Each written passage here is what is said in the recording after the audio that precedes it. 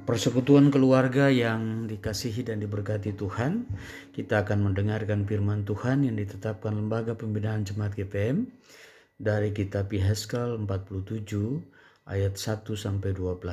Mendahulunya mari kita berdoa. Tuhan Yesus, firman yang hidup, kami akan membaca firman-Mu dalam Alkitab. Kami mohon dengan penuh kerendahan hati, curahi kami dengan kuasa Roh Kudus-Mu, agar firman yang kami baca, kami mengerti, dan kami berani melakukannya dalam seluruh kehidupan kami. Dalam nama Tuhan Yesus kami berdoa. Amin.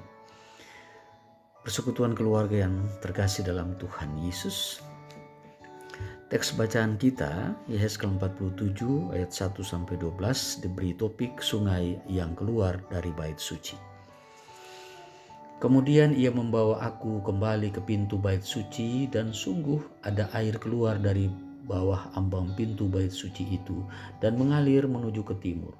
Sebab bait suci juga menghadap ke timur, dan air itu mengalir dari bawah bagian samping kanan dari bait suci itu, sebelah selatan mezbah. Lalu diiringnya aku keluar melalui pintu gerbang utara, dan di bawahnya aku berkeliling dari luar menuju pintu gerbang luar yang menghadap ke timur. Sungguh air itu membual dari sebelah selatan. Sedang orang itu pergi ke arah timur dan memegang tali pengukur di tangannya. Ia mengukur 1000 hasta dan menyuruh aku masuk dalam air itu, maka dalamnya sampai di pergelangan kaki. Ia mengukur 1000 hasta lagi dan menyuruh aku masuk sekali lagi dalam air itu. Sekarang sudah sampai di lutut. Kemudian ia mengukur 1000 hasta lagi dan menyuruh aku ketiga kalinya masuk ke dalam air itu. Sekarang sudah sampai di pinggang.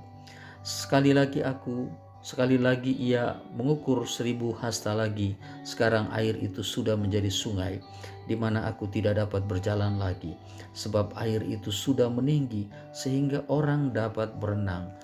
Suatu sungai yang tidak dapat diseberangi lagi. Lalu ia berkata kepadaku, "Sudahkah engkau lihat, hai anak manusia?" Kemudian ia membawa aku kembali menyusur tepi sungai.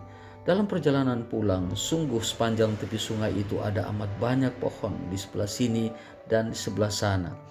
Ia berkata kepadaku, "Sungai ini mengalir menuju wilayah timur dan menurun ke Araba Yordan dan bermuara di Laut Asin, air yang mengandung banyak garam, dan air itu menjadi tawar. Sehingga kemana saja sungai itu mengalir, segala makhluk hidup yang berkeriapan di sana akan hidup.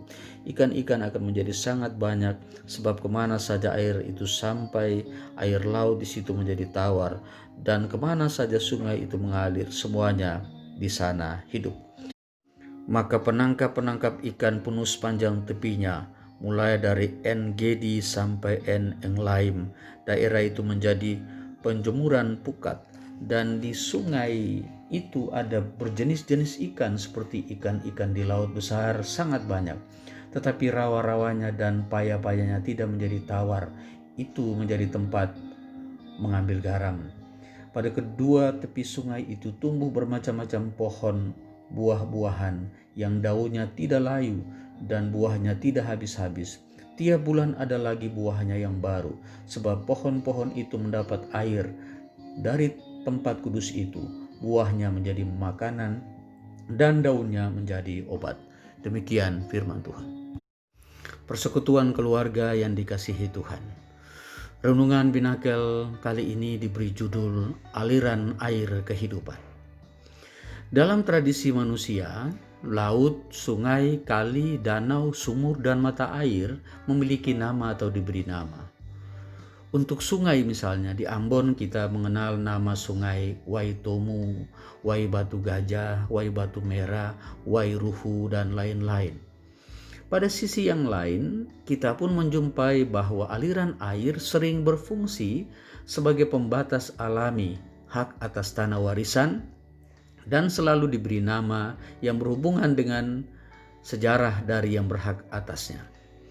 Nama-nama air itu sesungguhnya bukan hanya sekedar petunjuk, tetapi juga bernilai sakral untuk menjaga agar manusia tidak bertindak semena-mena, dan juga mengingatkan manusia bahwa segala makhluk hidup di dunia ini bergantung pada air untuk menyambung hidup.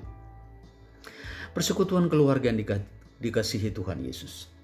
Di beberapa tempat yang kesulitan air tanah, masyarakatnya bahkan membuat bak penampung air hujan yang bisa dimanfaatkan untuk menjawab kebutuhan air, dan hidup mereka baik-baik saja.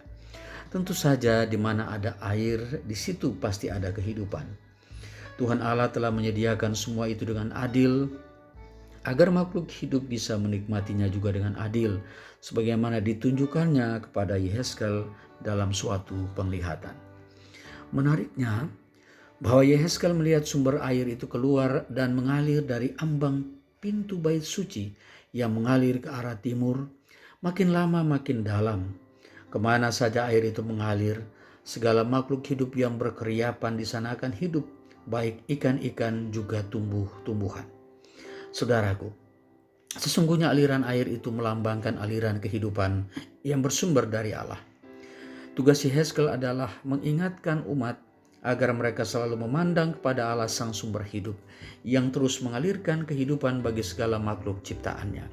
Dalam perjanjian baru, Yesus malah berkata, "Barang siapa percaya kepadaku, seperti yang dikatakan kitab suci, dari dalam hatinya akan mengalir aliran-aliran air kehidupan." Yohanes 7 ayat 38. Sejalan dengan itu, tugas manusia teristimewa orang percaya adalah memuliakan Tuhan Allah dengan merawat dan memelihara semua ciptaannya dengan baik dan benar sebagai ungkapan syukur atas pemeliharaannya. Dengan demikian, aliran air kehidupan itu akan terus mengalir dalam keluarga kita, kini dan selamanya. Tuhan Yesus memberkati. Amin. Persekutuan keluarga yang dikasihi Tuhan, mari kita berdoa.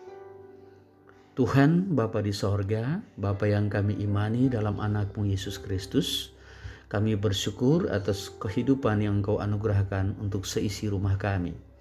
Kami bersyukur untuk penyertaan-Mu yang memungkinkan kami dapat beraktivitas dan membangun hidup di hari ini dan di sepanjang usbu ini. Kami bersyukur untuk semua berkat yang kami terima dari hasil kerja kami. Ajarlah kami untuk tidak hidup bagi diri sendiri, keluarga kami sendiri, tetapi juga bagi orang lain, sebagaimana air yang memberi kehidupan bagi segala makhluk hidup. Bapa, ajarlah kami untuk saling mengasihi satu dengan yang lain dalam rumah kami, tetapi juga dengan sesama kami. Dan ajarlah kami juga untuk mengampuni orang lain sama seperti Tuhan mengampuni kami. Sertailah kami melewati malam ini dan bangunkanlah kami di besok pagi untuk memuliakan nama-Mu dalam ibadah minggu yang kudus. Dalam nama Tuhan Yesus kami berdoa. Amin.